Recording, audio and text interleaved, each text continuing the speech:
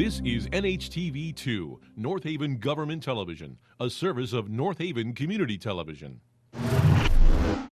The following program is brought to you through the support of the Town of North Haven. Good morning, everyone. It's our February 3rd budget workshop, IT and Board of Ed. We are going to start with IT. Good morning, everyone. The Information Technology Department's fiscal year 2025-2026 budget addresses both operational needs and capital investments to maintain secure, reliable technology infrastructure for the town. I'm just going to start with the operating budget, and we're going to start with our personnel line. The budget accommodates contractually mandated step increases for our network technician position and contractual increases. Maintenance contracts, our operating costs have increased primarily due to rising software subscription services, notably Office 365 and VMware, among others. Our consultants and software line, this budget includes necessary increases supporting cybersecurity protections, hardware and software updates, and staff augmentation for key projects and or support. That is the operating budget. Should I take any questions for that or go through them all? Anybody from the board have questions? I just had a quick question Sure. about the, on page 41, the employment table for information technology lists the... Don't have the employment table. Oh, yeah, but more for my fellow board members. Okay. The network administrator position you mentioned had a step increase, but it's about a 14% increase in salaries. So is that something that is Well, we have, commensurate with step increases? I know there's a step increase as well as contractual increases for both myself and the network technician, or the network administrator position. Okay. The network position, is that covered under one of the unions? It is. Which union? Supervisors union. And that the supervisors union has steps within its contract structure. All the unions do. Yeah, All the unions have steps. sort of a longevity recognition. Some contracts also have longevity besides the steps. That's sort of what I'm getting at. It's in addition to the steps, there must be something else to get up to 14%. Okay. Any other questions? Okay. All right. I can go into capital. Okay. The capital plan begins with our an $80,000 allocation for this fiscal year. And the 5-year plan incorporates 5% annual increases to address technological upgrades and compliance, investments on modernizing servers, storage systems, and networking equipment while ensuring compliance with federal regulations. And we also have our ADA compliance coming down as a federal mandate. So we want to address some of those items within this budget. Also, system lifecycle management. Dan's probably aware, but Windows 10 is going bye-bye, so we have to make sure that we have our systems upgraded that can be upgraded, and the systems that are not upgraded have to be replaced to Windows 11 by the deadline this year. The plan maintains regular refresh cycles for hardware and software, and then we're going to be doing ongoing investments in our security infrastructure to adapt to emerging threats. In summary, this budget balances operational needs with strategic planning, ensuring North Haven's technology infrastructure remains robust, providing essential services for employees and residents. Is there any questions regarding the capital requests? The you mentioned an $80,000 allocation. Mhm. It's 85. And 85, here it sorry. says 85. Yeah. And that would be a typo. That's on me. Which is the typo though? Yeah. 85. 85. Okay. Any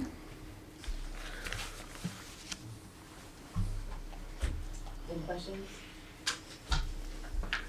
Okay. Just in general? Yep.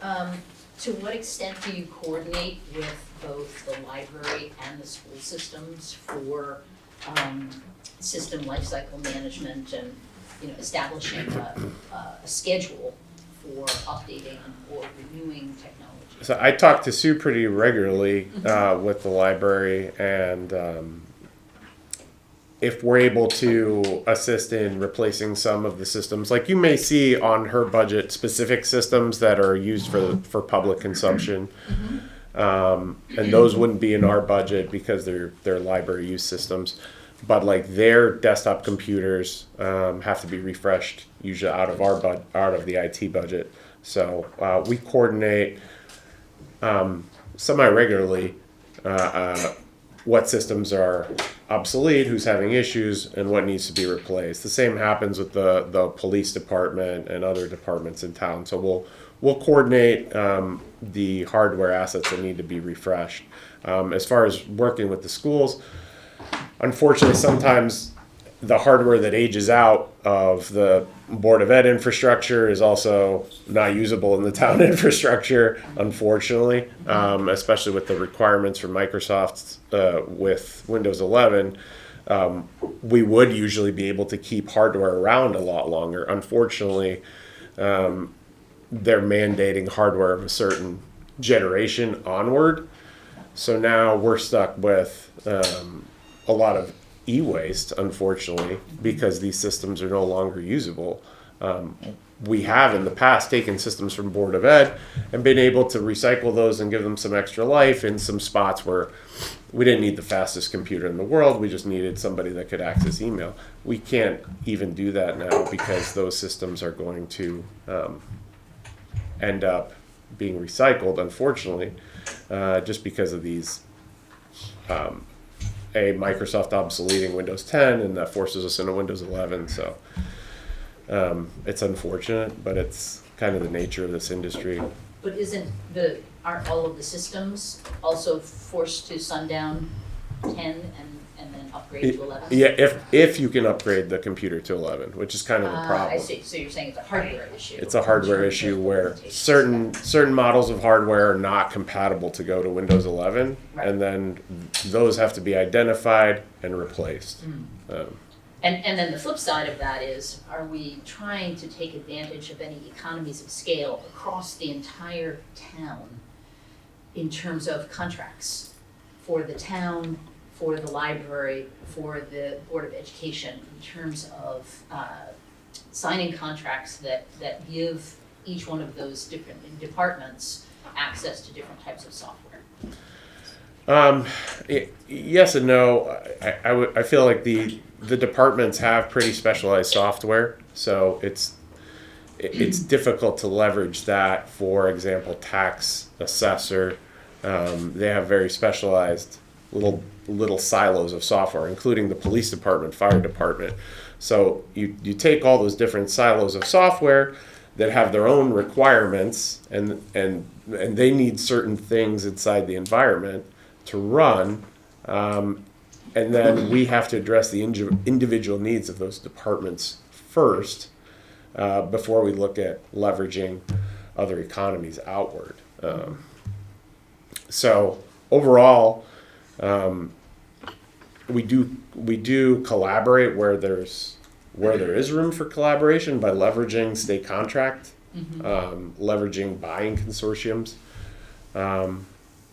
but our business needs are kind of different in the town versus Board of Ed. They're primarily Google focused, and we're primarily Microsoft focused just because of how government is arranged.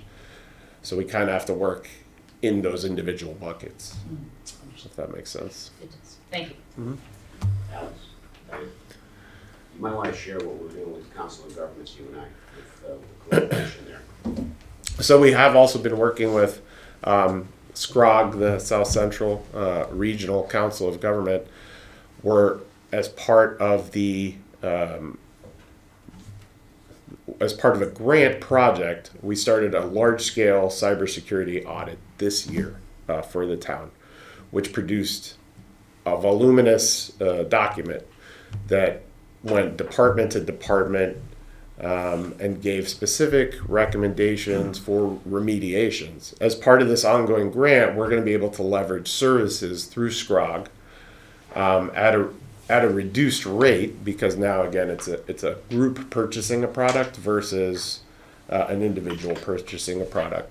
So we're going to be able to leverage some of the services offered at the match price of the grant to help remediate those different issues that they discovered in the audit. And that's an ongoing grant over, I believe it's 3 or 4 years. And Yeah. we put Alex on the board on that also. You're one of the key players for us on that. Yes, and we're also working inside of our emergency management regions, and I'm a member of the GMIS group as well, which is IT administrators throughout the state. So we have multiple irons in the fire about getting leveraging some of these different services at a larger buy-in versus the smaller. And the savings shows up where? And the savings shows up in the fact that we can continue to add and improve our infrastructure without drastically increasing our budget for the amount of, also for the amount of workers that we have working on the IT department here, which is 2. Which includes myself and the network administrator position handling town, fire, police, library. Cyber is really a big thing. It is. And where I work, if you don't do your upgrade, it all of a sudden it just does it for you, because it's really, there's been a lot that's going on, so it's important that you have that, especially to people's information. Yeah, we're seeing towns getting breached again that were already breached previously.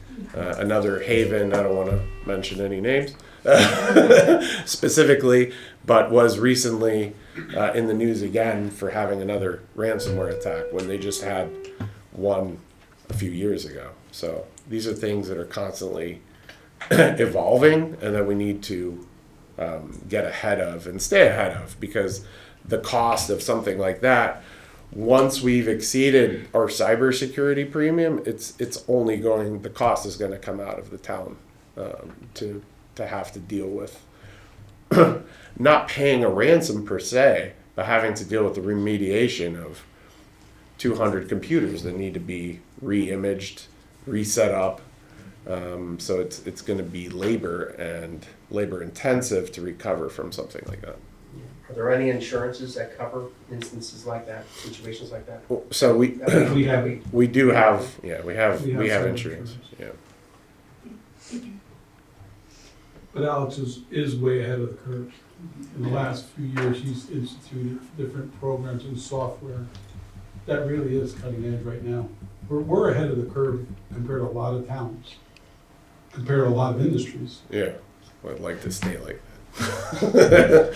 Well, what's the worst instance that's occurred to us in the last few years? We haven't had an incident. Yeah. So the motivation for all of this is really just prevention and increased security as opposed to Having an cost, incident. cost reductions, other than trying to avoid the costs associated with a breach. Correct. Got it. We wanted to stay on top of it now and not have to be reactive when something happens and say, oh, we should have done X, Y, Z. Yep, good to be proactive. Thank you. Anything else from any of the members? The capital, I know it's only 20,000, but going from 65 to 85 is a 30% increase. No, it's 80 to 85. Well, in your, I got you. No, current year. yeah, I was talking about current year, yeah. And I guess the Windows 11 switchover is a part of that. It is part of that. So where we have some hardware allocation that we want to be able to designate the systems that need replacing inside of that capital, so that those assets can be used accounted for over the next few years. All right. Thank you for being as effective as you are. Thank you. Thank you. No other questions? No. Thanks, thank you. Thank you very Thank much. Good morning, everyone. We're going to actually start with our Vice Chair, Dr. Randy Peterson, who's going to say a few words before I open with a presentation. If you don't mind, I'd like to stand, is that okay? Sure. Morning, everybody. I stand behind Patrick and Christian, both literally and figuratively, and I think I represent a lot of the people and the way that they're feeling in this room right now. So good morning, First Selectman Frida and members of the Board of Finance. Thank you for this opportunity to present on behalf of the Board of Education. The purpose of the North Haven Public Schools is clear: to provide a high-quality education to all 3,150 of our students. This includes a strong academic foundation, access to instructional materials, mental health and specialized services, a variety of extracurricular opportunities, and safe and reliable transportation. When creating our budget, we take into account the diverse needs of our students, teachers, and families, all while remaining fiscally responsible to both the North Haven Public School District as well as the town of North Haven. As you will soon hear from Superintendent Stirk and Mr. Strickland, our fixed expenses, such as rising costs for insurance, electricity, transportation, contractual obligations, and special education services, continue to grow, while state and federal funding continues to decrease year after year. Despite these challenges, we remain committed to providing the best education possible for our students. However, I am here today to share the process the board engaged in this year and highlight some exceptional components of our programming that are crucial to the success of our students and our community. This year, our initial budget request represented a 14.18 increase. Superintendent Stirk worked diligently with his central office staff and district administrators to reduce this request to a 10.65 increase. The Board of Education then met over 3 budget sessions, reviewing the presentations from administrators across the district, asking questions, and seeking clarification to ensure that the proposed expenditure was necessary and impactful. Throughout this process, we were mindful of the financial challenges facing our town, particularly the effects of inflation and property reevaluations on our residents. As a result, we worked closely with Superintendent Stirk and his team to make reductions in areas that would have the least impact on our students, teachers, and families. For example, we reduced the budget for textbooks after confirming that a set of textbooks at the high school, which had been in use for several years, could remain in circulation for at least another year. Additionally, we reduced the request for athletic equipment, including the cost for time clocks for the football field, in an effort to prioritize essential needs. Your Board of Education has always been a steadfast supporter of our schools, advocating for the academic, mental health, and social supports of our students, staff, and families, what families rely on. This year was no different. While the discussions were not easy, they were thoughtful, and they were aimed at balancing the needs of our educational community with the financial realities faced by the town. After careful review and thoughtful adjustments, the final proposed budget reflects a 6.99% increase.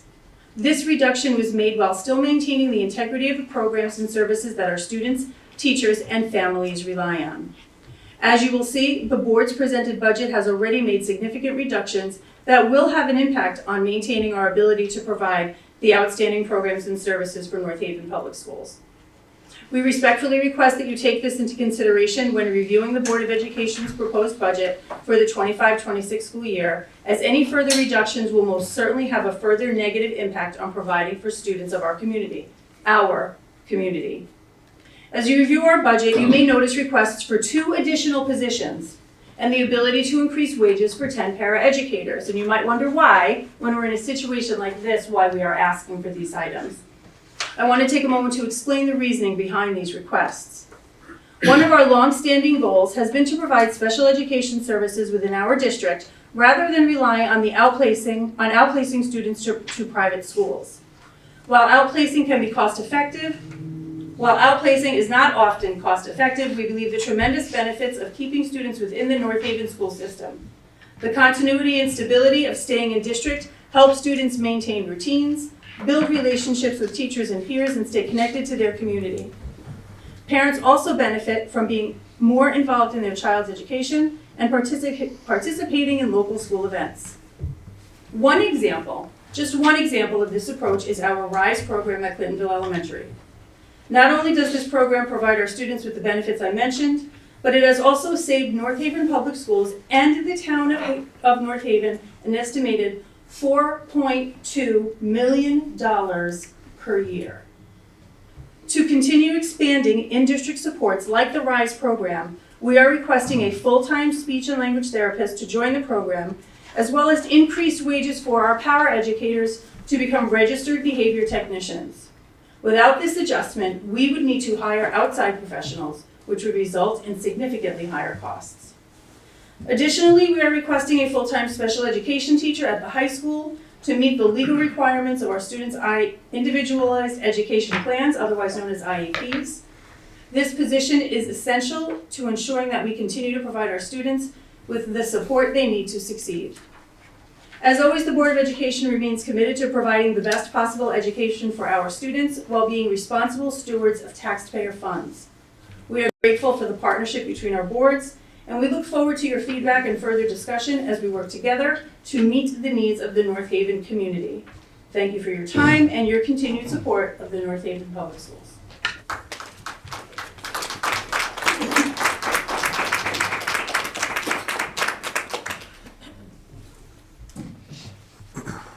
All right, good morning, North Haven Board of Finance members. Mr. Strickland and I will be presenting the Board of Education's budget for the 25-26 school year.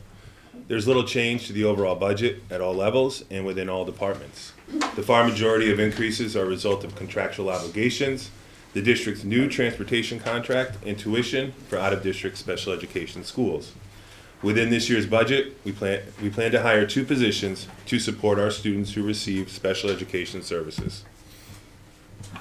The proposed budget recommendation provides the following: resources to educate 3,150 students, mental health, nutrition, and medical care to allow students to access instruction, specialized services required for all students to meet their potential, diverse opportunities for students to engage in activities outside of their curricular pursuits, and safe and reliable transportation to and from school.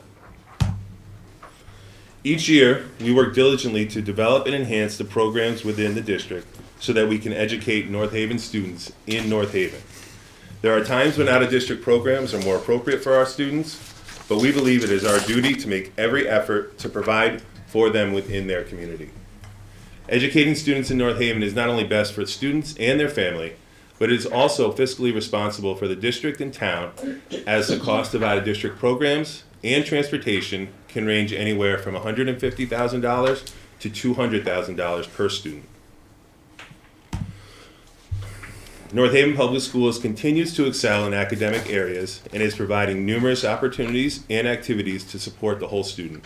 This portion of the presentation will highlight a few of these achievements, as well as how we are measuring the return on the Board of Education's and community's investment.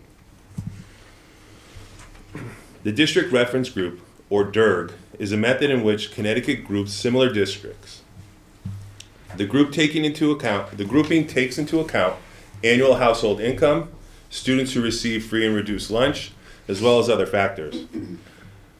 This grouping, or DIRG, allows people to compare multiple areas of similar districts, such as performance, expenditures, staffing, etc. The average per pupil expenditure for DIRG D is $21,347. North Haven's per pupil expenditure is $19,266. North Haven spends $2,080 less per student per year than this average. The budget would need to increase another 10% to meet the DIRG D average for per pupil expenditure. Just for comparison purposes, North Haven is $1,500 from the lowest spending district and $7,400 away from the top spending district. This chart shows the highest and lowest spending districts within our DIRG. North Haven ranks 18th of 24 districts. This is a drop of 3 places as compared to last year's ranking, and a drop of 7 spots over the past 2 years. At present, I honestly do not believe this drop in ranking is impacting the education that's provided to our students and families. However, I am very concerned about the impact if this trend continues. The district's achievements reflect a substantial return on investment based on the district's funding comparisons.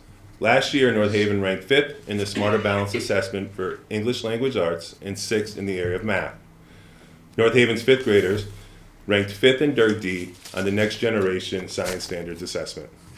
We are spending below the average in many areas and achieving above average results within our DIRG. Our goal is to build upon this success. When breaking down the data, we see that the 3rd, 4th, and 5th grade students are performing at the top of the district reference group. Each grade is performing 1st, 2nd, or 3rd of 24 districts, with North Haven's 3rd graders ranked number 1 based on their performance on the ELA portion of the Smarter Balance Assessment. Annually, the Connecticut State Department of Education releases accountability reports for each district and each of their schools. Within these reports, they identify schools of distinction. This is based on certain scores and growth. This past year, Ridge Road, Monteluce, and Green Acres were each recognized as schools of distinction. This school year, the district was also able to provide the following to our students. A full-day 4-year-old pre-K was piloted at Green Acres Elementary School this year. The pilot has been very well received by our families, and we plan to continue this expansion in the coming years. The RISE program transitioned from Ridge Road to Clintonville at the start of this school year. The program was in need of additional space, which included a large sensory room. In October, the Board of Education approved the adoption of a therapy dog program at both the middle school and high school. The program has been receiving great feedback, and we plan to expand it in the years to come. And in a joint effort with the town, DeMayo and Brozac Fields have been significantly renovated. A very big thank you to Phil Diana and Lynn Sadowski for their hard work on this project. As I stated earlier in the presentation, NHPS's goal is to educate all students within our schools and provide a unique and impactful program that meets the full range of needs of our students. As Dr. Peterson mentioned earlier, one example of these programs is the Clintonville RISE, which, as she mentioned, costs the district, actually let me start that again. The Clintonville RISE costs the district approximately $2.25 million annually in staffing. If each of those students in that program were placed in an out-of-district school, the cost of educating them would rise to $6.5 million. This figure also includes transportation to and from those programs, but the RISE program at Clintonville is currently saving the district an estimated $4.25 million annually. The following slides reflect the Board of Education's budget for the 25-26 school year. The requested increase for the 25-26 school year is $4,473,130. This brings the annual Board of Education budget to $68,495,858. This represents a 6.99% increase from last year's approved budget. This increase will meet our contractual obligations and increases in special education tuition.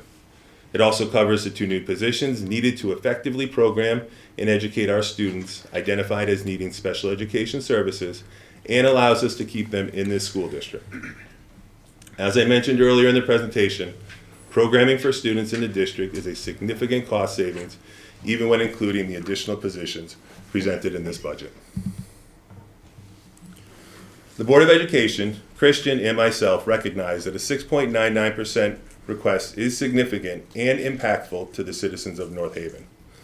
This slide was included to demonstrate that over 7%, or $4.6 million of the initial ask has already been reduced through the superintendent's request and then reduced again by the Board of Education. These reductions included proposed positions, programs, supports, materials, and insurance reserves. all of which will be highlighted later in this presentation. I'll now turn the next couple slides over to Christian.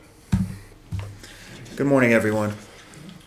The first slide we are highlighting here, as Superintendent Stark just spoke to, highlights the reductions that were made at the superintendent's level, and I do wish to highlight them.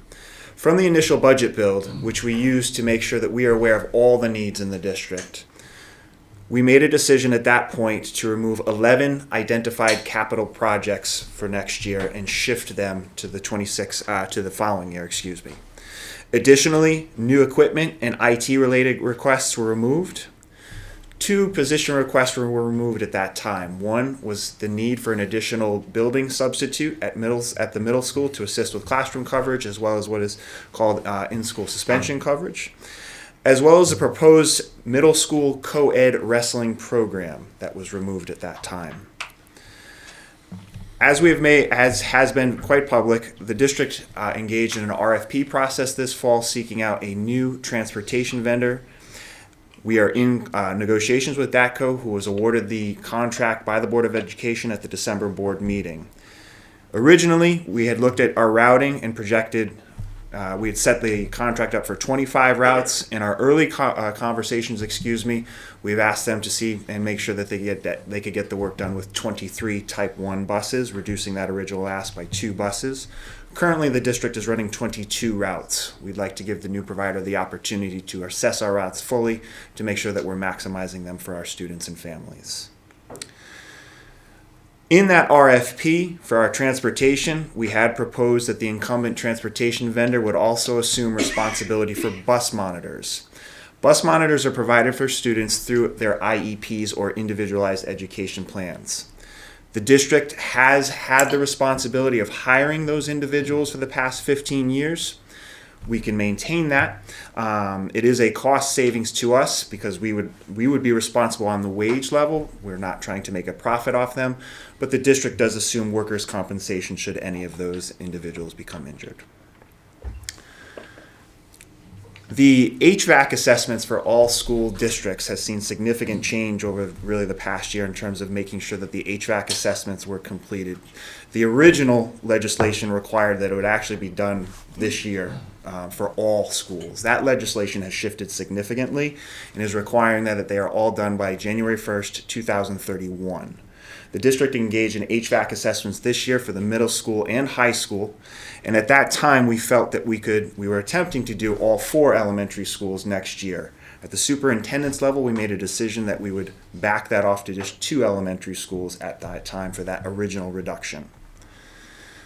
The excess cost application, and I will be highlighting this in a few slides because this has already shifted significantly in the last couple weeks. We originally projected that at 65% for next year. And last year we received the Board of Finance's feedback. We have applied excess costs to our tuition net this year. And we did pick up a salary line correction at that time, which we needed to adjust. We then presented that budget to the Board of Education. And as Dr. Peterson spoke, the Board of Education listened to multiple presentations and thoughtfully looked at the budget and made further reductions at that time. I'm going to speak to these reductions and then, of course, the 3 highlighted ones. At that time, for the 6.99%, we made significant reductions in instructional supplies, reducing the overall professional development line to meet contractual obligations. High school science books and equipments requested were reduced. Additional IT and IT instructional subscriptions were reduced. We then reduced 2 more requested positions at that time. One was an occupational therapist that would have been shared between the RISE program and Green Acres pre-K program, as well as a special programs coordinator to assist with the unique programming that we offer here with the climbing enrollment of our special education students. All funding for library books was taken out. New equipment requests for athletics. We then reduced the other 2 elementary HVAC assessments out, and we'll need to recoup that in the years to come to make sure that we are meeting that 2031 deadline. As we spoke about last year, the state mandated science of reading. We have rolled that out quite successfully. Additional materials we feel can be recouped with grant funding. We are reducing our curriculum writing stipend hours over the summer. Final adjustments to account lines as we looked across all, and slight reductions across all account lines. And then the three major ones that we do wish to highlight, we had to make an excess cost adjustment from the superintendent's budget to the Board of Ed. When we presented the superintendent's budget, that was prior to, on January 6th, we heard from the state of Connecticut the reimbursement rate for the current year, which had dropped to 59% for this year, 59.9%, which gave us pause because we had first projected a 65% reimbursement for next year. We recalculated it at 55% to be at least conservative in that approximation. Additionally, the Board of Education voted and approved to make determinations that we would continue to rely heavily on whatever is left of our reserve accounts in our medical and dental reserve, as well as our workmen's compensation reserves, to deal with projected claims to help lighten the load budgetarily for the projected claims for next year.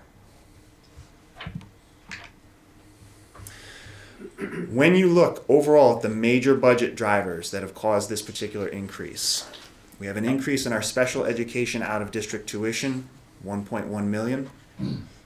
Professional and technical services, which again I will speak to in just a few short slides. This is fees for contracted services to help meet the legally mandated special education services for our students in district, has risen significantly.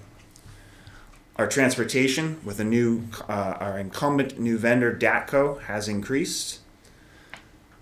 You'll see that right now medical and dental insurance and workmen's compensation are at zero based upon the final Board of Education's determination to rely on our reserves.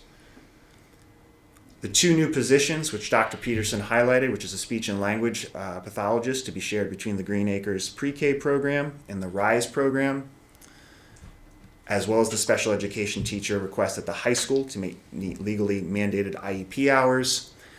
And as everyone is feeling, we've seen significant increases overall in our electricity bills this year, which I will highlight in just a few short slides. As this chart indicates, as an overall percentage, salaries as a percentage of our overall budget make up 59.63%, as well as our non-salary payroll at 1.63%.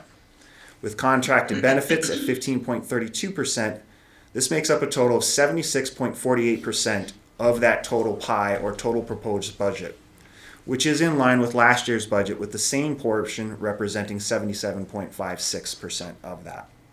Respectively, when adding in all other non-discretionary categories such as utilities, facilities, rentals and leases, transportation, insurance, and the non-discretionary portion of professional services, it raises the non-discretionary portion of the budget to 96% of the total budget, which is in line with that proportion from last year.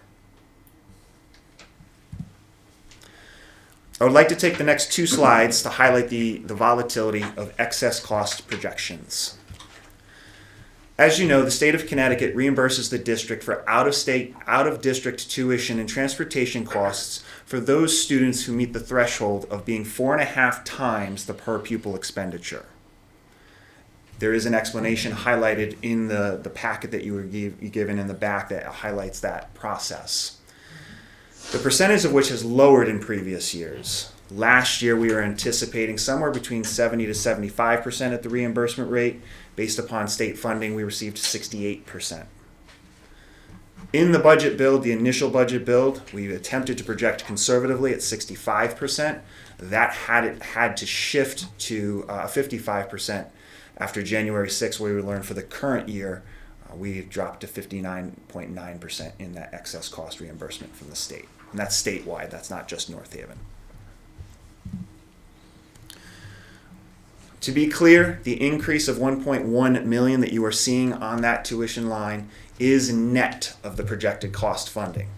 A reminder that this is a result of students who have moved to North Haven who were placed in an out-of-district special education school from their prior school district. When those students move in, those increases, we take those on. Those increases are having a clear impact on our current year and should be accounted for when preparing for our next year. Professional and technical services. We also provide a lot for our in-district students, and we're proud of that.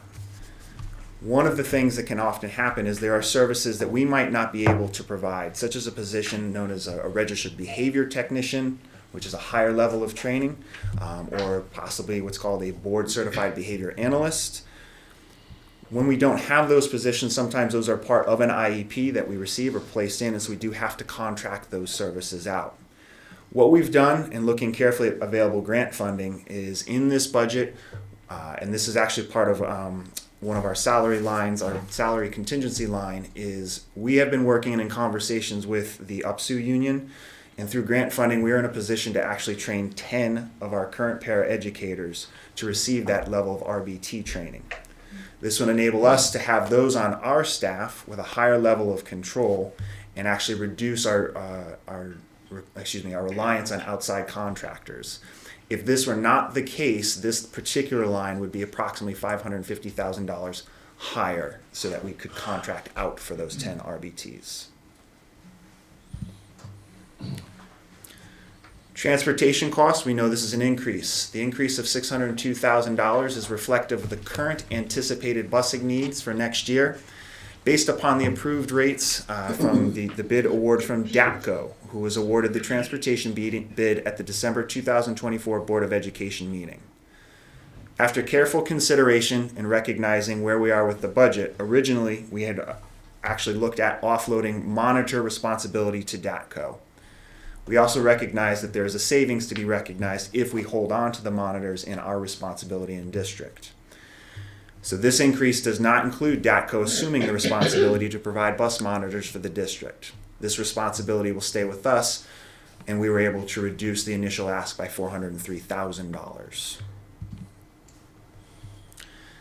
As we've seen, and actually Mr. Monaco and I have had conversations both on the town side as well as the Board of Ed side, and everyone's seeing at home, similar to districts and towns across the state, in our electricity billing, there is an increase of $366,000, and it is being driven significantly by the electric bills that we are seeing this year in our delivery fees. These increases are having a clear impact on our current fiscal year, and projecting out should be accounted for next year. Finally, the last two slides, and I want to be very clear on both of these. The current projection next year by our brokers at Brown & Brown for what we're projecting for our total spend in our medical and dental insurance claims for next year is $9,186,430. We know as a self-funded medical and dental, this can change within 6 months. The last 6 months of our claims on the Board of Ed side have been what is considered quite hot. We started the previous 6 months quite well. We've seen significant increases in medical claims over the last 6 months. We have kept our lines with that. The difference you see there is the $1.4 million that you see there. That is a difference between what we are proposing in the current, based upon the Board of Education's decision to utilize what we're hoping is remaining in our reserves at the end of the year to cover that difference. Similar in workman's compensation. Current claim payments are having a clear effect on our already severely impacted self-funded insurance reserve account. During the original budget build process, we had proposed an increase of $277,400 to help address that, as well as hopefully put more into that reserve. The Board of Education made a determination to flat fund this account line as well, and determined that the district will continue to rely heavily on what remains of our reserves at the end of the current year to help meet claims received and help lessen the overall budgetary increase. So planning for the future. Within this year's request, again, we are asking for 2 positions, a special education teacher at North Haven High School and a speech and language pathologist. As Christian mentioned earlier, an occupational therapist and a special programs coordinator were already removed from this request. The additional special education teacher at North Haven High School would serve the entire school community. The special education population at the high school continues to grow, and this position will alleviate the high number of students and hours of the current special education teachers and allow for more direct and supportive services. A full-time speech language pathologist is requested to support the pre-K program as well as the RISE program. And SLP services are also mandated by students' IEPs. Adding this position presents a cost savings to the district, as we will need to subcontract out for these services at a much higher cost if this position is not funded. We are mandated to provide SLP services, and we believe that hiring our own professional is better for the student and more cost-effective for the district. As Christian also mentioned, we are planning to transition 10 current paraeducators to become RBTs, Registered Behavior Technicians. This transition would require a wage increase within their current collective bargaining agreement, and even with the increase in wages, it would still be considered a savings because we would not need to contract out for these services. This concludes the Board of Education presentation. We thank you so much for your time and anticipated support. Can you send us the slides? Because last year I looked at last year's presentation and we had a copy of the slides. 'Cause there's a lot here. Yes. And it's too hard for us to make it, yes, Thank you. that'd be great. Can I ask a question? What's a registered behavioral technician do? So we have currently in district paraeducators who support directly our students in special education. A registered behavior technician is a paraeducator with additional behavior support training to help with our students in some specialized programs. Sure. So related to that, if 10 paras became trained as RBTs, would they function differently within the school system than they would have had they not gone through that training? They would provide more of a support within those specialized programs. Right, so they would be taken away from those other kind of support roles that they would have played. They're currently serving in those roles. That we would lessen our reliance on RBTs that we're actually subcontracting out for. Right, I'm just saying, they would be playing this new role, which means they wouldn't be able to play their old role. I guess that's sort of my question. Well, wouldn't it just be an It's enhanced role? It's an enhanced role. They're It's the still same doing role. their job, they're just being enhanced in Right. that job. Right, I'm just saying that in this new role, they would be focused on very specific students as opposed to supporting an entire classroom. Our paraeducators currently in district are solely based on IEPs and assigned to specific students, whether it's one or a couple. The ones that we're hoping to transition over would really be responsible for probably 1 to 2 students, yes. And Patrick, I think both you and Randy mentioned serving 3,150 students. And that's a little bit different from the numbers in the back here of both current and projected students. So has there been a change since enrollment in October? We tend to end, the ebbs and flows tends to be around that number. I didn't put exactly where it was. I left it the same as last year, actually. We plateaued more or less. I know the number has gone down a little bit this year, but looking at the request of Mr. Frieda last year, we are conducting an elementary audit, and part of that audit are enrollment projections. And over the next 10 years, I think our minimum enrollment will be around 3,150 students and just go up from there. So it's not 100% accurate from the back of the book, so I apologize. Right, but your actual projections are that enrollment both in district and out of district will actually go down next year, according to what you provided to us. Okay. So in district by just a little bit, less than a percent, but out of district actually going down by about 4%, 4.4%. Probably due to graduation, attrition. So I would assume that the out of district reduced enrollment would also result in a cost savings in terms of transportation, even though it's a relatively small amount. Potentially. There's always that exception of people that move in tomorrow, Absolutely. next week, next month, we could Yeah. have 15 move-ins over the summer. Yeah. Well, you have a built-in 13 students anticipated, projected new students to be determined, but you estimated about 13. But again, that's just for out of district. I don't think there's, you tell me, was there a projected additional amount for We don't project. for next year? No, we only budget for what we currently have in district. There's no projection for what we could receive for out of district. I see, based on historical Yeah. trends, right? We It's ended not up with possible. 6 additional students over the summer that we picked up. Got it. So 3,150, okay. Diane, I'd like to sum this up, but I want to make sure everybody has their questions first. I'd like to share some information that most people don't know at this point, but I'll wait for everybody to ask their questions. Are there any other questions? I just have a question on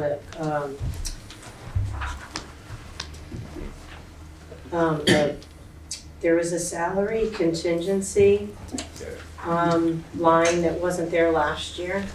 Yeah, I'd like to speak to that, thank Okay. you. This is a shift. We successfully negotiated 2 contracts this summer with 2 of our bargaining units. We are actually currently still in the process of negotiating one of those particular contracts. So a portion of that is made up of that. It also accounts for that differential with the 10 RBTs and what we would be a salary increase for them. That also accounts for the anticipated minimum wage increase for all of ours. And there is a salary. It is not a new salary. It is not something we had to take a salary. It's actually going to come back out. This is actually our business manager salary. We've actually taken it out, and it's actually going to come back down into our certified full-time because it doesn't sit in our administrators. It doesn't really sit in our they have no supervision responsibilities. It's a unique position. So overall, that line accounts for anticipated increases from an as yet not fully negotiated contract with one of our bargaining units. The differential for our in-house RVTs, which we've just spoken about. Anticipated minimum wage increase for all of our part-time employees. And it is a correction that we will need to make that when we went line by line. That is actually where the business manager line went, but that will come back down into our certified full-time line. Okay, thank you. And I did a comparison of the same sheets that you gave us last year. And it's very apparent that you did do a lot of cuts here, trying to, like Randy said in the beginning, with tools and books and different things. So I wrote the percentages down just for my own reference, and you guys really, it's very apparent that you took what was going on with budget and the economy. So I just wanted to point that out, that I did notice that. Thank you. Does anybody else have anything? I would like to add, Diane, to that while we made significant reductions and we, like I said, we fought very hard and worked really hard, labored over all of it, our teachers and our staff and our administrators will continue to do the work that they do despite what we're reducing, because that's what they do. And they're not sitting here because they're hoping that their salary line is approved. They're sitting here because they want these things for their kids. It's a Saturday, it's 8:30 after a month of 1,000 days. January is like the longest month, I feel like. But they're here to represent this Board of Education and this public school system and all of the great that they do. And one of the reasons why we can't predict who's going to move in is because a good thing is that we're doing amazing things here, and that attracts families that want the best for their kids. That's a phenomenal thing, but there's a cost to that. And so that's what we're looking to do, is to continue to fund the amazing things that we offer, support the phenomenal professionals that we have, and continue to help our students thrive in every possible way that they need to be. Yeah, and took a quick look at the different schools and the enrollment, and it seems it's not just, in the past, there's been one that was lower for a few years, but it's really demographics, and people moving in and out, and where people move in based on, houses are available, so. Because I know we've talked about that for years, okay, this elementary school had 400 and this one's got 200, but as time goes on, it kind of evens out as well, so I looked at that, and yes, my kids went through the school, and everybody knows that the school system here is really well, just the town in general, so. But I just wanted to let you know that I noticed that, because I Appreciate that. Appreciate it, thank you. I mean, it is hard, but a lot of things are online too, so I mean, we also have a library if the kids need extra help, or if they need, different tools. Some kids need to use like online, or like, coaching online and different, there's more tools now as well, but I just wanted to let you know that I looked at that. Thank you. Does anybody else have any questions? No, Yeah. I just wanna say go ahead. that I appreciate what you're doing for the paras. I started my career as a para, so I totally get it, we're always at the bottom of the food chain. So They're whatever indispensable. you can do to help them make their job easier on the teachers is totally worth it. Yeah, they're worth their weight. They're the ones that work the closest with the students day in and day out, so. Absolutely. Okay, anybody else? Nancy does. Yeah. Go ahead, Nancy. I have some questions.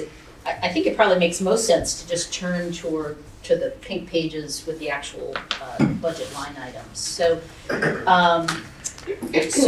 first of all, this board is at a little bit of a disadvantage because we don't have the closeout report for the last completed fiscal year, which is 23-24. So it's kind of hard to compare the current fiscal year, which is not completed, and the proposal for next year when we don't have kind of a guide of the last completed year.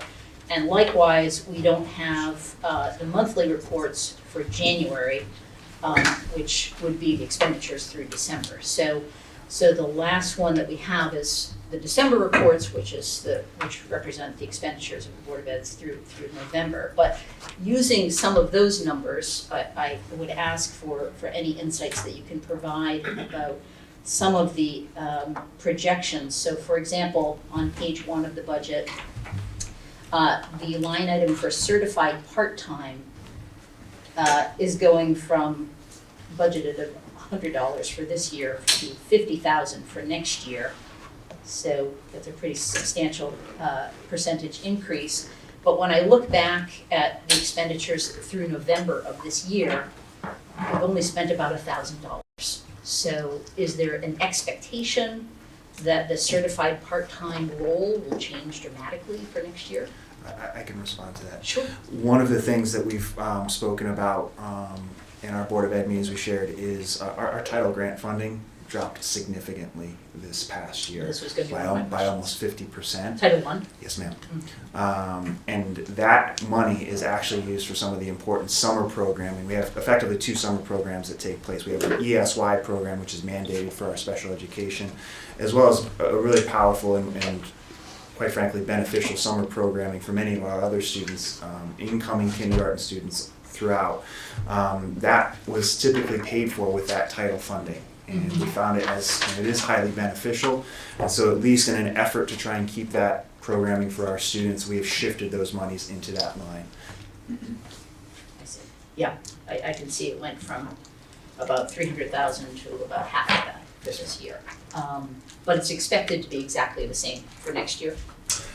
That's what you budgeted anyway. That is, we were surprised to see it drop as much as it did this past year. That's what we're projecting. Right?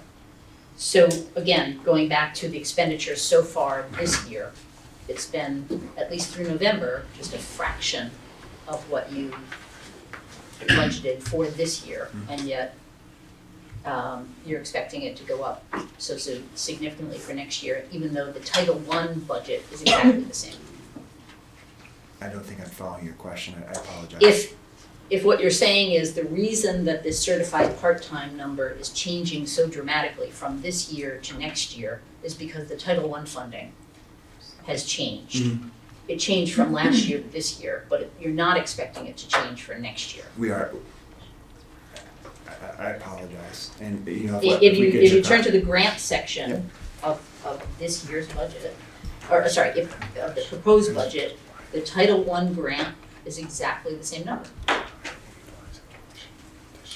Oh, the one you're trying to, the 153? Yeah, Yeah. exactly. Sorry, 153, 154. So it changed dramatically from last fiscal year to this year, but not for next.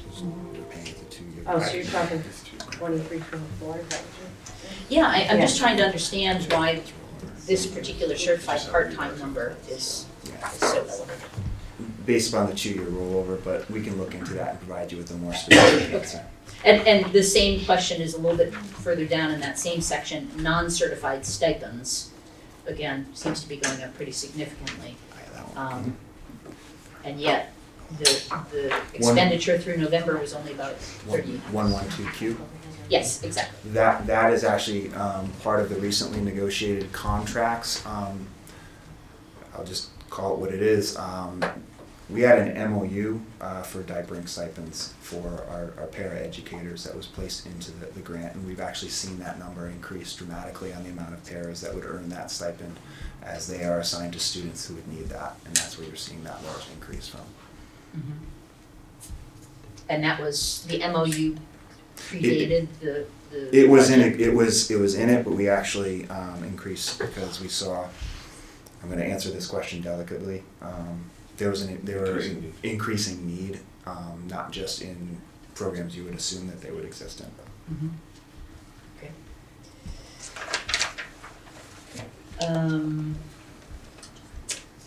Again, just looking at this section on, I guess on page 2 of your budget, in your budget booklet, looking at things like professional services going up by almost 28%.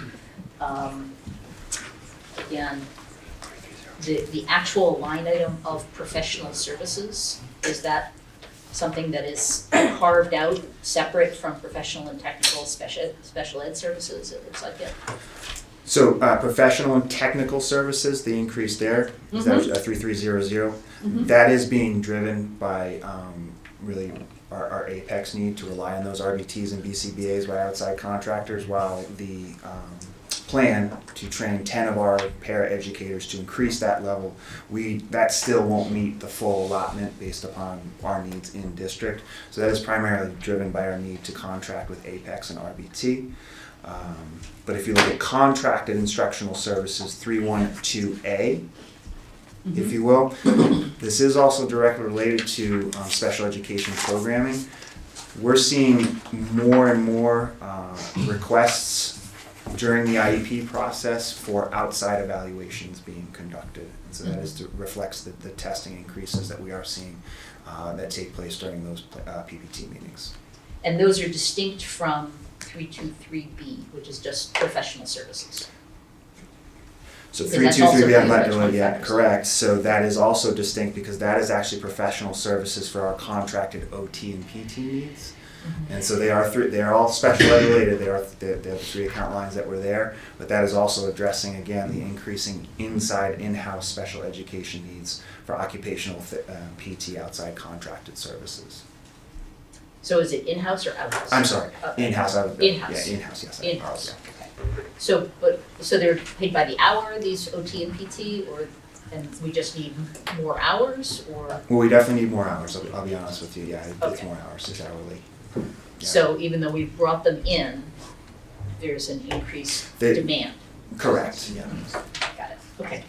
And then a little bit lower down, again, we're at a little bit of a disadvantage here in terms of most recent information, but we all, as consumers, have seen increased prices of electricity and other utilities, but if you actually look at the numbers, at least through November, we really have not seen that for the Board of Ed. So is there actual evidence that Yeah, our UI. that you're exceeding your budget for both electricity and It's gas? going to be, I am projecting right now that we will likely exceed that budget. Our UI bills on a monthly are almost 2 times what they were last year. I see. And is there any way that our relationship with Johnson Controls can come into play here? Because it seems like both for efficiency, but also lower down where you have this mechanical utilities line item of 430N that's going up by over 300%. No. Is there some way to? The answer is no, and let me explain. Because part of the problem is the public benefits charge that all of us are having. That's a main part of this. Johnson Controls has nothing to do with this. It's the delivery charge and the public benefits portion.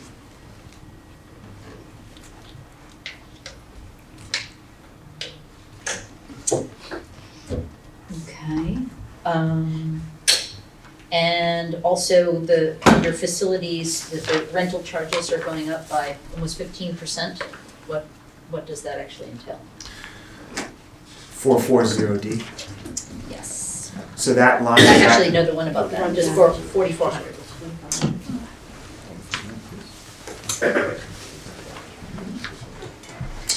Yeah, that's actually what's driving that. Unfortunately, we have to. These are actually related to rentals for our graduation services. Is what is the primary driver for that. That's 4400. Mm-hmm. So what is it that you rent? The Stage screens. There's a lot. Okay. Chairs. Mm-hmm. Okay. And with this new transportation contract, can you kind of articulate for this board what you think will be so improved in this new contract that is kind of justifying this 41% increase in cost?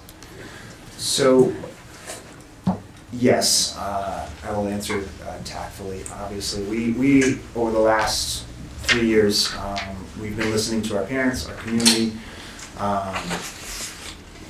Our relationship with our current vendor has become strained due to challenges with routing, management, the support that the local office brings. We feel that the new vendor will actually bring increased skill sets. We know that the software, the technology on the buses will make our students safer. It'll be an updated fleet. And at this time, we feel, and this is not just our decision, this was a vetted process with a pretty large interview team. Mm-hmm. We felt that DATCO would be providing significantly safer and improved services for the students of the families of North Haven. Mm-hmm. And do you have a sense for what fraction of the 3,150 students actually take the bus on a regular basis? I don't have that figure available, but we could look into that for you. Again, I'm just trying to see if there are any types of efficiencies that can be provided. Again, I don't want to deprive anyone of the opportunity to occasionally take the bus, but I certainly see empty buses or almost empty buses driving around, and then the drop-off line at both the middle school and the high school is pretty significant every day, and the pickup line too. So I'm just wondering if there is going to be a shift in that, maybe with the new bus company. But certainly I understand exactly what you're saying, that there's been a lot of dissatisfaction with the bus service, and so. And we're looking forward to their approach to routing. Mm-hmm. They actually have a dedicated team to do so, Mm-hmm. which is a little bit better than what our current services are. So we're looking forward to see what they provide us in the coming year. I would imagine part of the vendor cost, a large portion of that is liability insurance on their part. Liability, staffing, as you know, we're excited because as superintendent, sir, we're looking at a group that's going to be able to look at our routes, improve efficiencies as it was looked at. The liability is certainly a piece of that as well. We've been with the same vendor for 15 years, but having the opportunity to go out to RFPs and see what improvements could be made for our families in terms of transportation, certainly that comes with an increased cost. But we did hear our parents loud and clear and wanted to make sure we were responding to that. We just want to be clear, this is no reflection on our drivers that are with Oh, our children absolutely not. every day. No, but there were stories of parents questioning routes and why they were doing things, and I think this is probably going to be a good change because someone objective is going to come and look and make improvements and get the noise down to the parents. It's been a good experience so far. And while a lot of families might decide to drive their students in, we're still responsible to provide transportation for our students. So a bus that might hold 30 students, all the parents might decide to drive them in on any given day, and maybe the bus is empty, although I can assure you that our buses are not empty, that they are full, that they are used every single day. But again, even if parents decide to drive their students in, we still have to provide a seat for those students every single day to and from school. And Patrick, do you have any anticipated retirements that you're expecting for next year? I only take them when they're in hand, and I do not have any in hand currently. You don't currently, okay. And are there vacancies of positions that had been filled, say, last year, that were vacated for any number of different reasons, that have not been filled, that translate into savings? And you're not planning to fill next year? So, the end of that question, no. Currently, certified, I believe we're fully staff certified. Non-certified, that's a moving target simply because we do have a lot of turnover in the paraprofessionals and the non-certified staff, so we have to just go for a part-time paraprofessional. And based on the student's needs, occasionally that number can go up or down based on student need. So. But based on the certified positions and administrator roles, those are all filled?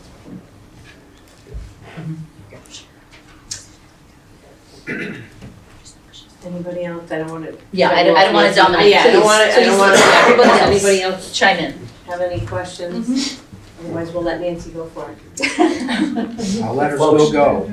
I would like to say a few words here. Yes. So I want to just share with everybody some very important information, okay?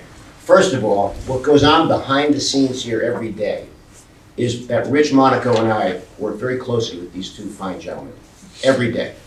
I am very impressed with this Board of Education in getting this down to 6.99%, and I support it. Keep in mind now, there's only one person that's on the hot seat with the residents for tax increases, and that's me. And I'm still supporting this budget because it retains everything that Patrick said and Christian said it would. On some of the other things like instructional supplies, I'm willing to go to Amazon and see if they can fund some of that because they've been big supporters of the town and big supporters of the Board of Education. So we'll be talking to Patrick and Christian about whether it's books, library books, and I will go to Amazon. I have a great relationship with them, and we'll see if we can backfill some of that. Thank you. As far as insurance is concerned, I know that this is a source of consternation, but I want everyone here to know that we are the insurer, the town. We're self-insured on workman's comp, and we're self-insured on medical. Rich and I have told Patrick and Christian, when we reduce the reserves, don't worry, we've got your backs. Because we're the insurer, we will backfill any deficit. We have to, by obligation. So no one should be concerned about a compression on the insurance reserves because the town is the insurer. Now, yesterday, I was in Hartford because I'm on the board of directors of KERMA, which is a public entity who does insurance for municipalities. So Rich and I are looking at bringing KERMA in for workman's compensation. We still are self-insured on insurance. Although the employees have a card that says Anthem, we're the insurer. So you always have a peace of mind knowing that if, as an example, the monthly budget is $100,000 a month, I'm just using a number for health insurance, and it goes beyond that at the end of the year, the town has to backfill it. Thirdly, and no one knows this, 3 or 4 years ago, I was president of Connecticut Conference of Municipalities. This past Wednesday, I was inducted as president of the Council of Small Towns, called COST. That is defined by all those cities and towns across the state of Connecticut with a population under 35,000. That's well over 120 cities and towns. So this past Thursday, I had to introduce the governor, the lieutenant governor, this at the AquaTurf in Southington. Matt Ritter, Vin Candelora, Marty Looney, and Steve Hardy.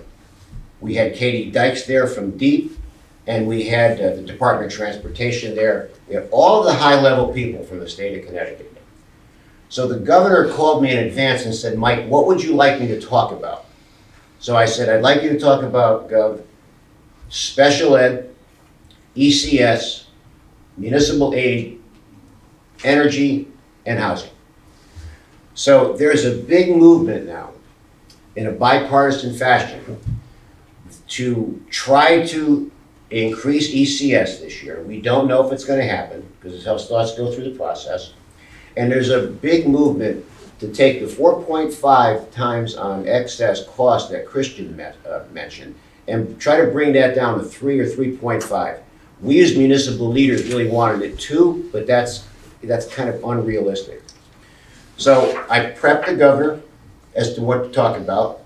He started off after I introduced him with ECS and excess cost share. He can't make any commitments, of course, at this point, but he did say, I think you're gonna like what you'll see. What does that mean in terms of incremental funds? We don't know. But from what I could see, now being president of cost and sitting on all these other boards and commissions at the state level that I've been appointed to, I can see something very good, that in a bipartisan fashion, education and funding is the most important thing in this budget. On top of that, this past year I sat on another state commission, the 119,000K Connecticut Conference of Municipalities Commission. We went all over the state once a month at night, suburbs, cities, and we talked to children, we talked to professionals, we've talked to superintendent of schools in various cities and towns, and we at CCM are asking for, on a statewide basis, another $545 million in education, to be spread out, of course, across the state. We don't know who's going to get what, but there's good, solid movement now. So always keep this in mind. These are processes, what we're going through right now, but there's day-to-day activities here. And Rich Monaco and I have outstanding relationships with these two men and the Board of Education. So although 6.99% represents another $4.4 million in spending, I'm on the hot seat with the residents because I'm the one, again, that gets the calls about, please don't raise taxes. But I'm supporting this budget. And that's what I'd like to say. Thank you. And just to build upon what Mr. Frieda said for clarification, ECS, or education cost sharing, that is a budgeted revenue line item in our budget, and that money goes directly to the town, in this case the town of North Haven, whereas excess cost winds up being a grant amount that goes directly to the Board of Education. So it's an important distinction.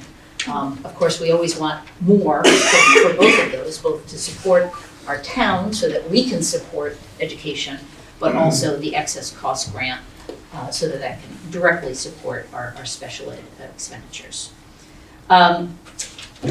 So just a couple more questions. Is there a technology replacement cycle plan for both staff and students within our district? Sure. Yeah, and so that's something that's kind of built into long-range capital plans or into the budget plans for the future? It is, as we mentioned, in terms of trying to lower the budgetary costs, some of that was in our capital improvements that we've now offset, particularly, for example, the switches that we started on a replacement cycle last year, recognizing the situation we're in, we've moved that. Our technology director, Jen Kosnewski, is fantastic. Our Chromebook lease, we're looking to extend that for 1 more year. That will come into the budget next year. But we're looking to make adjustments where we can, so we're extending the life of the Chromebooks for our students for 1 more year, by way of example. Got it. Let's see. Again, just in terms of cost savings and efficiencies, we've already had a presentation from our Director of Library Services here in town.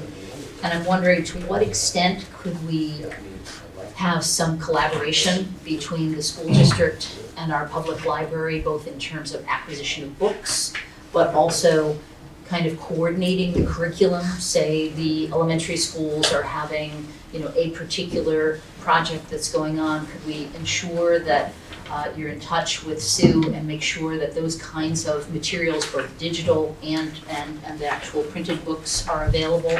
But also there are some fantastic services that our public library provides for English as a second language, as well as sort of a special ed orientation, and in particular for those who are on the autism spectrum. So again, I would just love to be able to see a little bit more coordination that could translate not only into better service and better education, but some cost savings as I well. was a member of the library committee that they did just their most recent audit or annual survey, so it was nice collaboration there as well. And Sue and I are on the phone every now and again speaking about different things. I do think she's in contact with our building principals to organize some of the. And how about with the director of student services as well? Yeah, through ML, English as second language, it goes through a lot of different, now it's called MLs. So, Sorry, I call it ESL. Tomorrow might be something different, but yes, that collaboration. Okay. And in terms of purchasing athletic supplies, I know you set aside some of that money as part of the cost reductions, but what role do our Boosters Club play in terms of covering some of those costs, and does that factor into the development of your budget? It doesn't at all. Booster clubs are the step above. What we are responsible for is providing the equipment for our students and our athletes. When booster clubs provide letterman jackets or things in addition to the budget, it's not meant to supplement. So when you cut something, it can't be replaced by funding from them? No.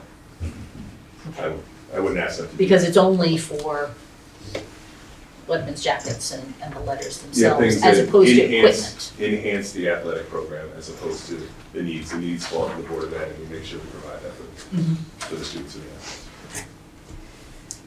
And again, in terms of the per pupil expenditure, it seems as though despite going down in the ranks, our teachers have been able to do a fantastic job, and as a result, and again, it's always a combination of teachers and parents and working very closely together. I know I'm preaching to the choir, but I'm just thrilled to see that our students are performing better on these standardized tests. And so, as you say, at the moment, there doesn't seem to be a correlation between PPE and actual test performance, but just help me to understand, again, I'm trying to put this in a setting that we can all relate to. It seems like the calculation of the district's contribution is somewhat like an insurance deductible, meaning you have your PPE and you multiply it by 4.5, and that's kind of like a deductible. And any costs for an individual student above that amount would be, in theory, the amount that could be reimbursed from the state as a result of the excess cost grant. So in that model, isn't there an advantage to actually having a lower PPE? If you wanted to look at it through that lens, sure. Right? Because again, if that's the max and then above that, anything, that's kind of considered what is reimbursable.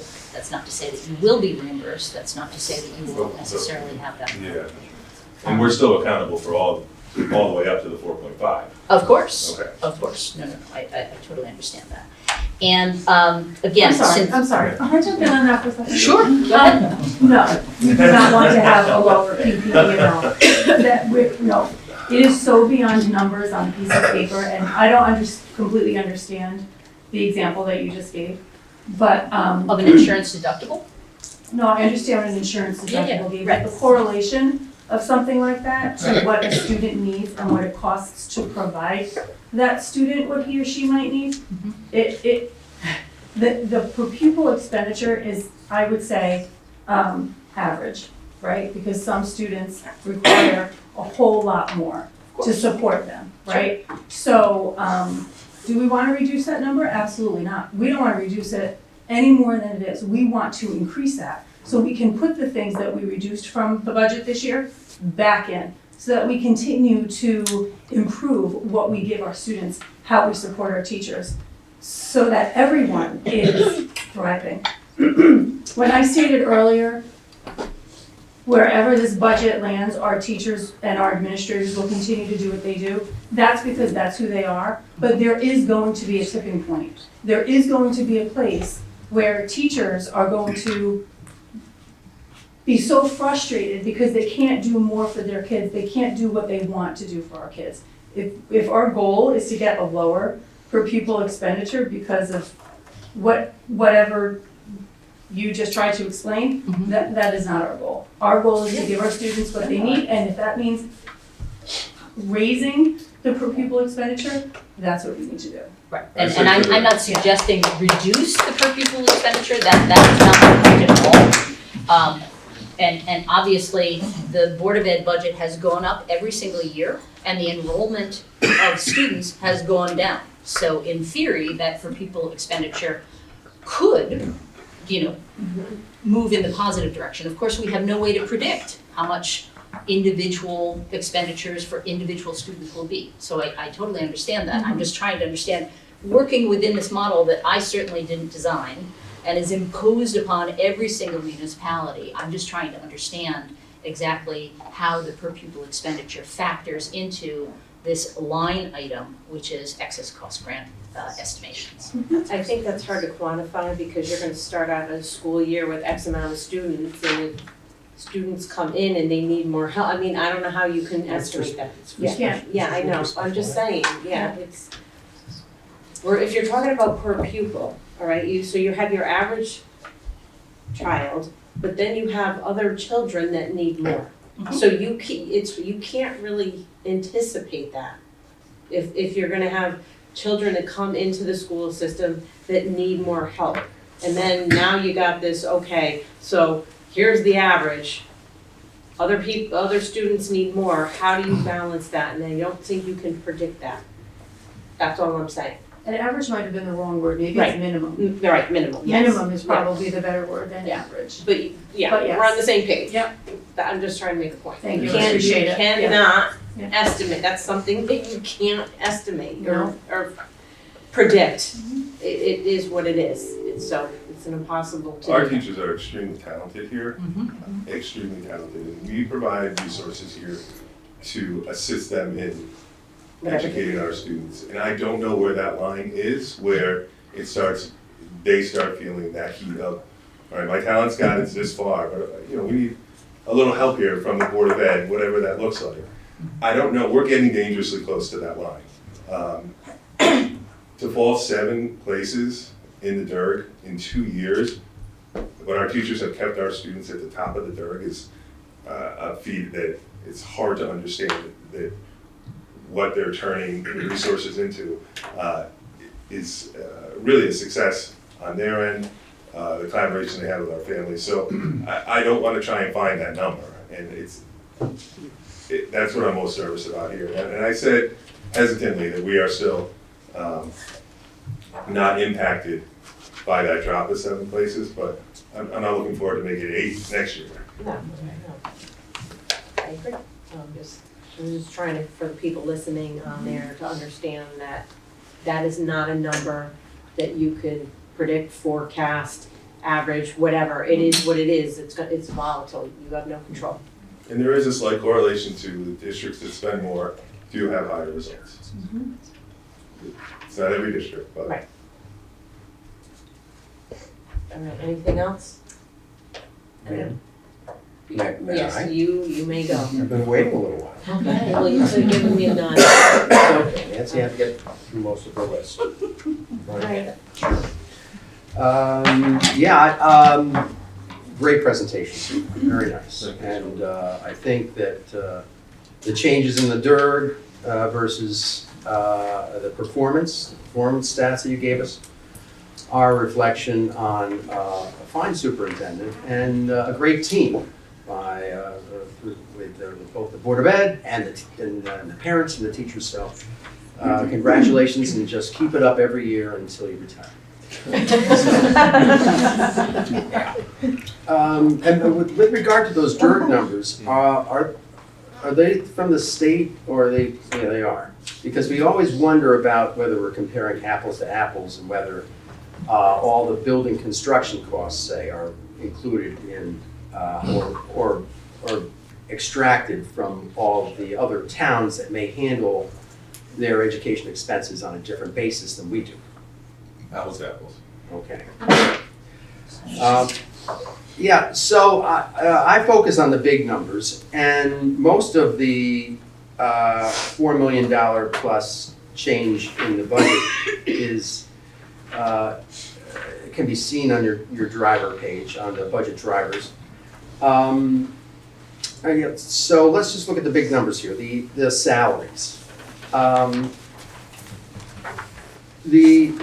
Where are we right now with each of the contracts? What's the status with the teachers and administrators in terms of they're in, say, year 2 of a 3-year contract, and the average cost of living adjustment or increase aside from steps might be around 2.75%. Can you give me the information on those two contracts?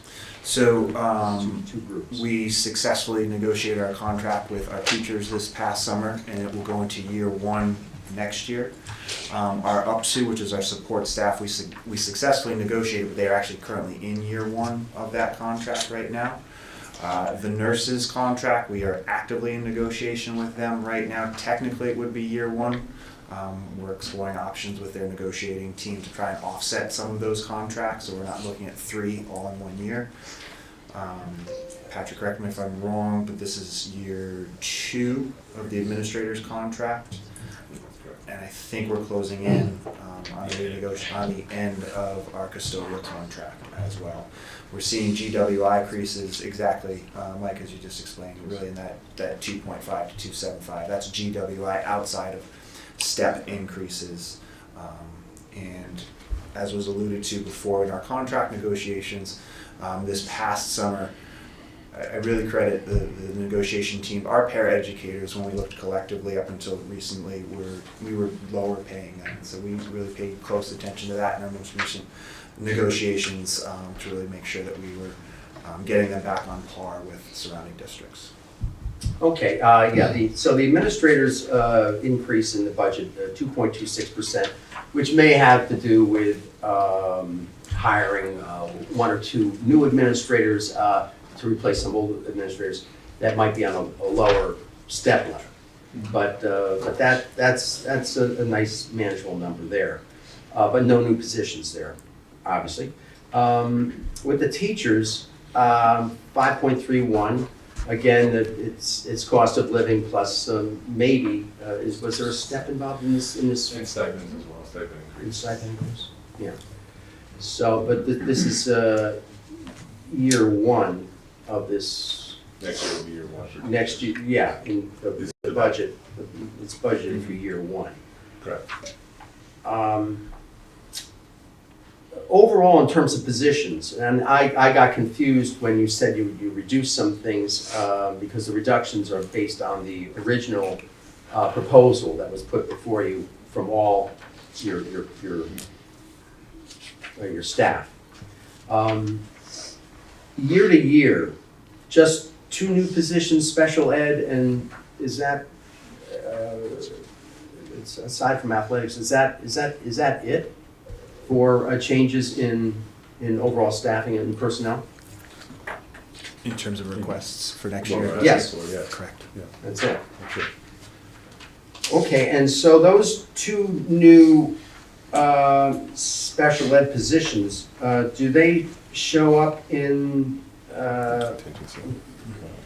which line are they within? Are they in the certified PT? So you'll actually see in 11P, pupil personnel, that is the requested increase for the 1.0 speech for Green Acres Pre-K and Rise. And then on 11S, special education teachers, that encompasses obviously contractual increases, but also the increase for a new special education teacher at the high school. Okay. All right. And with the bus contract, how many bidders were there for that? I shift my brain to that part of the year. January's been long. I'm sorry, Mike. Usually it's only about 2 or 3. We had originally at the believe it or not, we held a mandatory pre-bid at that time. If I come back and look, but I want to say we had actually 8 vendors in, but when we had 5 submitted bids. and 4 that we brought back to interview. Are you allowed to reveal whether DATCO is the low bidder? Or do you, I mean, you don't always go for price, and sometimes you want quality or some other factors to be involved? I apologize for not knowing if I can publicly respond to that question. If you can't, it's all right. So the Mr. Allen, sorry to interrupt. When it comes to students on the bus and their safety to and from school, we're looking for the best provider, not necessarily the lowest bidder. So with DATCO, then the $600,000 increase is after the theoretical $400,000 decrease from the non-inclusion of monitors. Correct. Yeah. And so so the monitors remain in our budget? Correct. That's on our part-time line. Right. They remain our board employees. Okay. All right.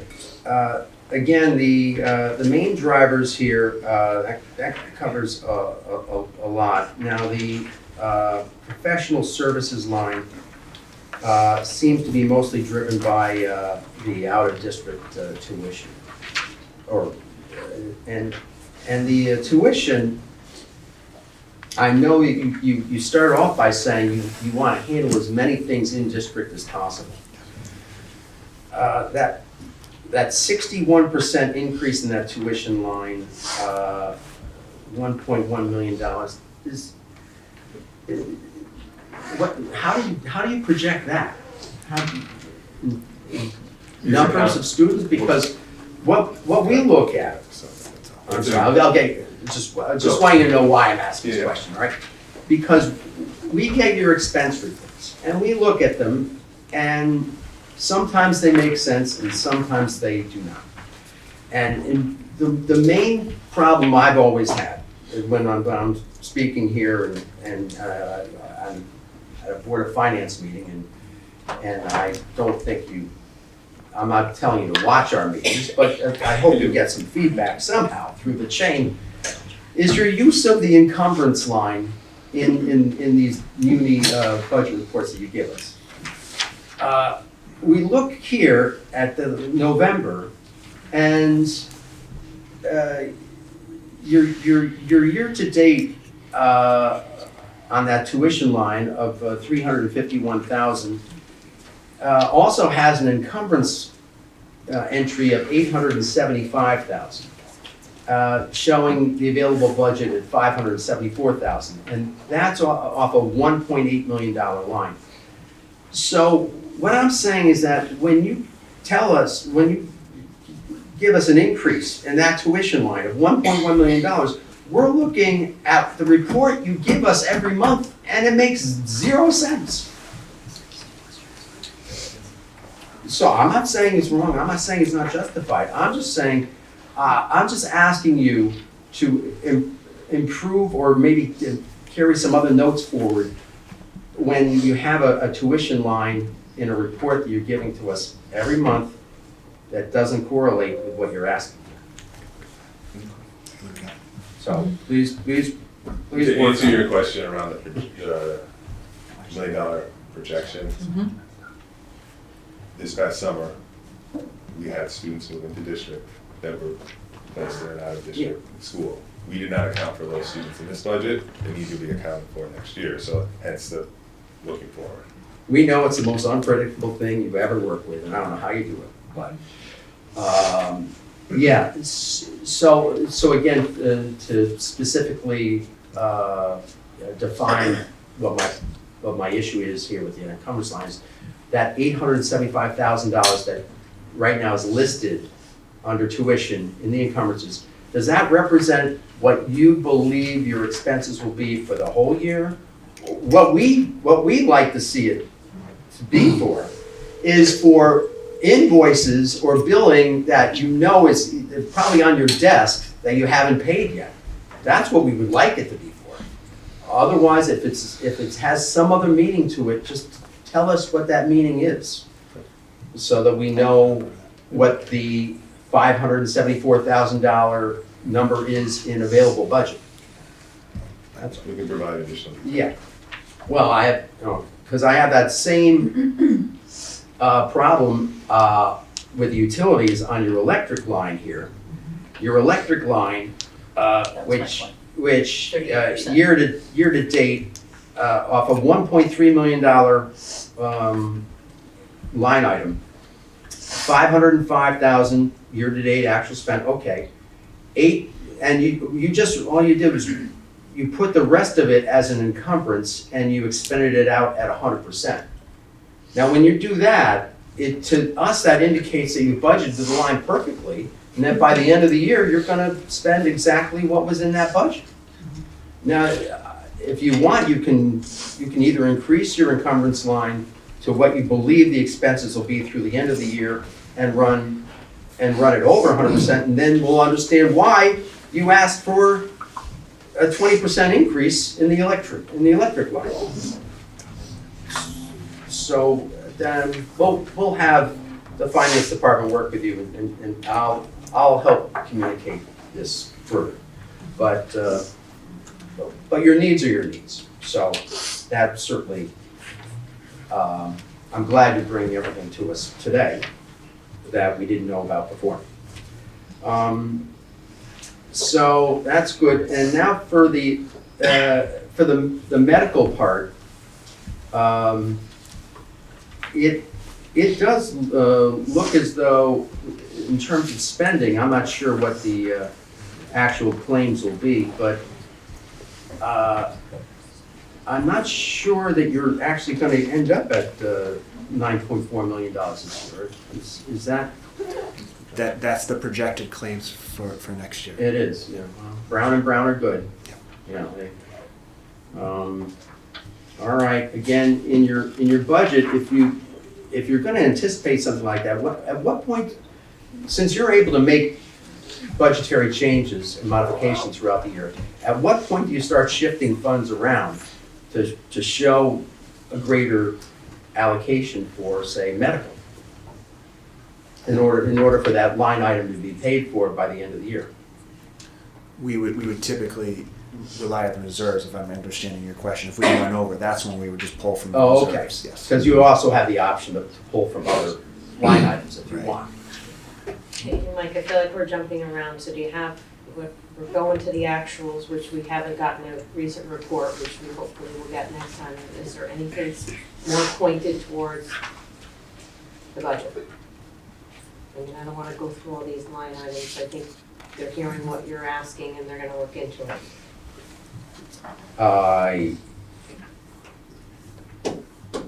Well, I actually have something, I have one other item here that is related to reporting, and it's off of what might have been just mentioned here previously.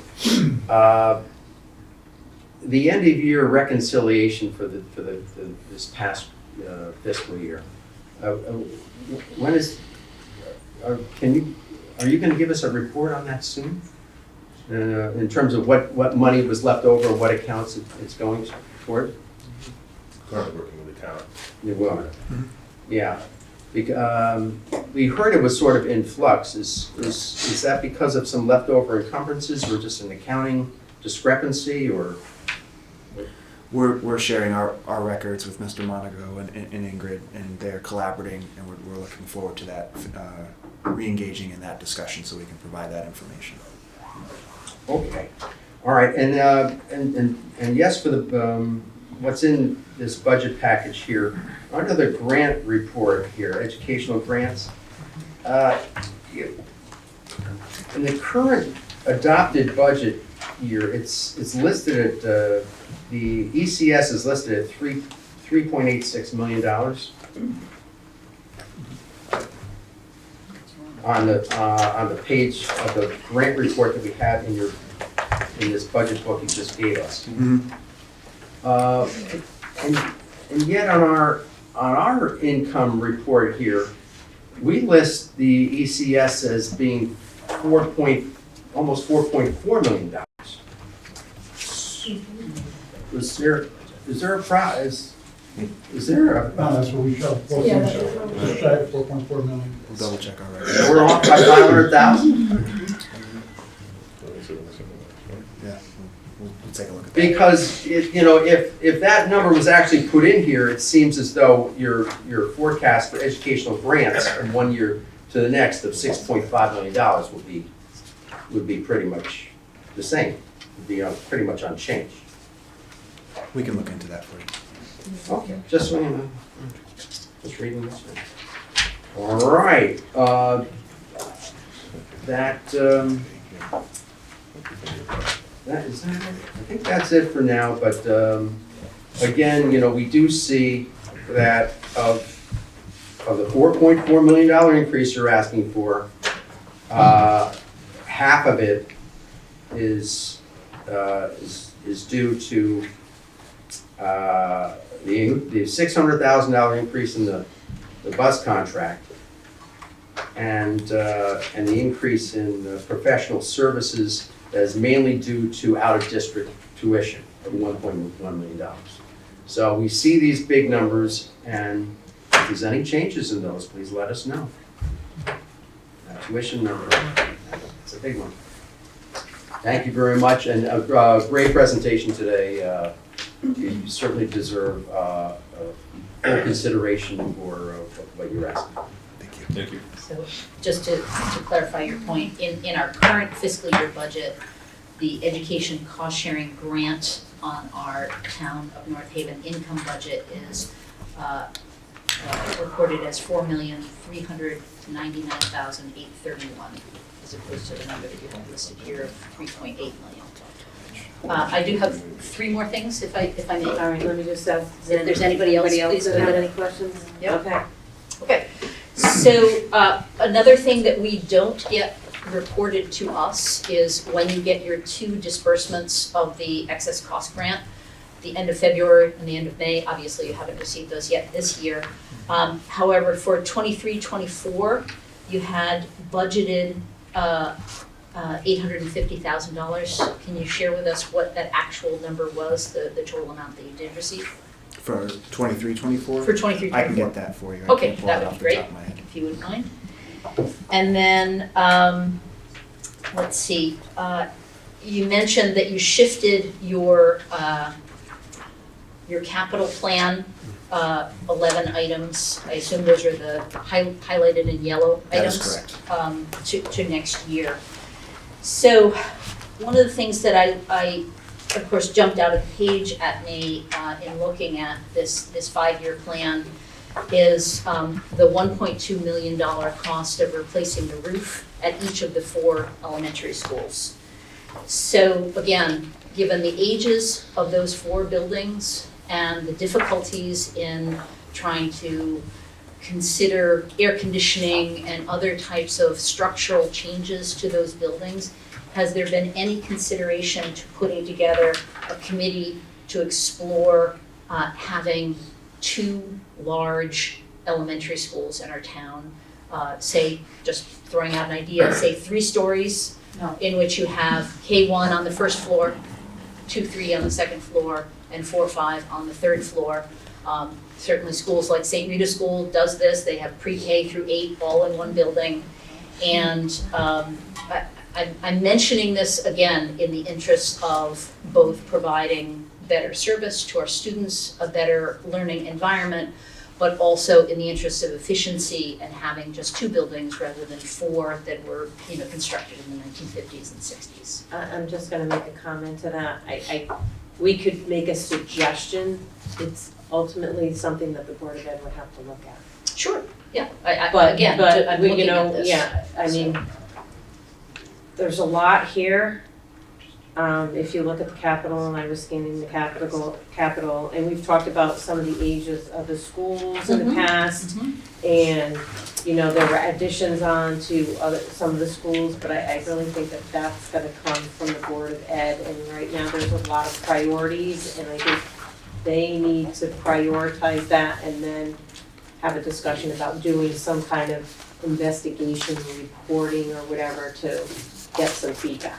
Yeah, again, I'm just suggesting putting together an exploratory committee because we're all getting feedback about the number of days that students have to, come home early because it's too hot at the beginning and the end of the school year. But all of these other things, I know putting Wi-Fi into the school systems was not easy, and I certainly was around for that.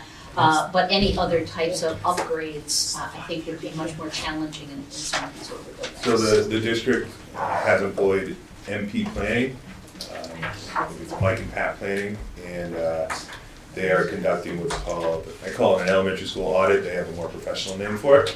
But they are exploring all 4 of our elementary schools and the facilities themselves, enrollment projections, and they will be coming very shortly to the table with some suggestions. And at that time, currently the group is very small, it's just district-based. But once we get to a certain stage, we'll be inviting Mr. Monaco, Mr. Friedel to join us in that conversation as well. Sure. Okay, and then so I'm very glad to hear that, so that's terrific news. And then my last point is just in looking at sort of the first phase of budget development, not just here in North Haven, but looking at surrounding towns as well as the towns in our DIRG. At least the superintendent's presentation of Board of Ed in various towns in terms of percentage increases. It's somewhere in the 3 to 5% range for a lot of other towns. And here in North Haven, we had very modest increases for 22 and 22 and 23, and then as well as 24. So somewhere in the 2 to almost 3% range. And then last year, as we all know, there was a request for about a 7.4% increase, and that got shaved down to 3.9% increase. So now you're asking for almost a 7% increase again. Looking at last completed year as well as the current year, is there anything, Patrick, that you, with 2020 hindsight, would have said, you know what, if we didn't have those reductions, I would have really valued these particular programs or these particular investments that really have been a detriment to our school system in not having them? Some of the positions that we've requested to support our students in special education that were removed, such as the occupational therapist. I think in last year we may have also requested an additional special ed teacher. Those positions are quite valuable to us simply because they're a benefit for our students and families, but they're also a cost savings measure in future years because, as we kind of illustrated here, we're paying up front for certain services, so we're not paying as much later in the year, later on, because these subcontracting services we're paying for occupational therapy, physical therapy, RVTs, BCBAs, I could just give you the alphabet soup, but they are extremely expensive. And the benefit to our students of having our own professionals in district truly outweighs the cost of them up front, if that makes any sense. I struggle with that because when we live in this budget and we're paying for these services on a daily basis for students that truly require them. If we just had them in-house, the services would be better and they would come at a better cost. So that's something that sticks with me over time for the last probably year and a half, 2 years. But you have brought many of those services in-house. I would say many. We've bought enough, but we can always bring more. And our next steps are to bring a board certified behavior analyst in-house along with the RBTs that we've been talking about. Because that's an almost, you spend about $1 million for those services alone each year. So to begin to bring those back in is a great service to the town, our students, and they want to cost savings. Understood. Okay, thank you for your time, I appreciate it. I have one other question. So in this book, we have a capital plan, but there's nothing really reflected here, Rich. Now, they did zero on the Yeah. capital Zero. request. Yeah. There's no request in There's no capital. request, okay. I think last year was the first year in which you had a capital Yeah, budget, okay. Correct. so now you've gone back to kind of the default budget. And it's not to say that we do not have capital. No, no, Right. of course, of course. It is just to be cognizant of the increase that we're asking. All right, And there may be small maintenance things that they need that would have been on their capital request, that the town uses its resources. Michael is Director of Public Works in the past, and Board of Ed has need something. yeah. If we can do it, and it doesn't affect our operation, we help them out. That's very true. We're very appreciative. All right. Last call, anybody have anything else? No, I thank you for your presentation, very informative.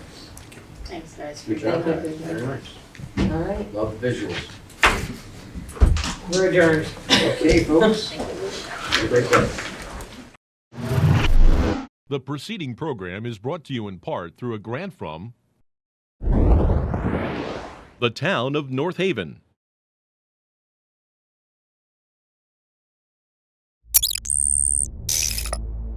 Watch town meetings or other videos on demand at nhtv.com.